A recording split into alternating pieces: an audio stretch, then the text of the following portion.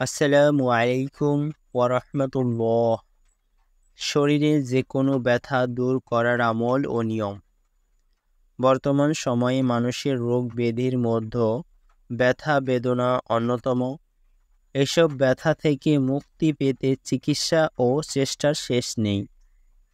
শরীরে যে কোনো স্থানে ব্যথা নিরাময়ে রাসূল সাল্লাল্লাহু আলাইহি ওয়াসাল্লাম এক সাহাবীকে শিখিয়েছেন আমল ও নিয়ম।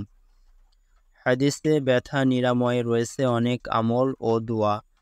হাদিসে বর্ণনায় ব্যথা নিরাময়ের বিষয়টি সুস্পষ্টভাবে উঠে এসেছে। হযরত উসমান বিন আবুল আস সাকাফি রাদিয়াল্লাহু আনহু বর্ণনা করেন, আমি রাসূল সাল্লাল্লাহু আলাইহি ওয়াসাল্লামের কাছে মারাত্মক ব্যথা নিয়ে উপস্থিত হলাম, যে ব্যথা আমাকে প্রায় অকেজো করে দিয়েছিল। রাসূল সাল্লাল্লাহু আলাইহি ওয়াসাল্লাম আমাকে বলেন, তুমি তোমার ডান হাত ব্যথার স্থানে রাখো, ৩ বার বলো বিসমিল্লাহ এবং ৭ বার এই দোয়া বলো, আউযু বিইজ্জাতিল্লাহি ওয়া কুদরাতিহি মিন শাররি মা আজিদু ওয়া উহারিজিরু। অর্থ, আল্লাহর নামে আমি আল্লাহর অসীম সম্মান ও তার বিশাল ক্ষমতার ওসিলায় আমার অনুভূত এই ব্যথার ক্ষতি থেকে আশ্রয় প্রার্থনা করি।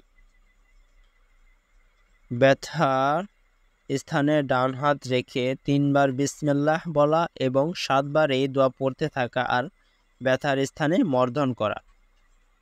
এই দোয়াটি সবাই পড়বেন।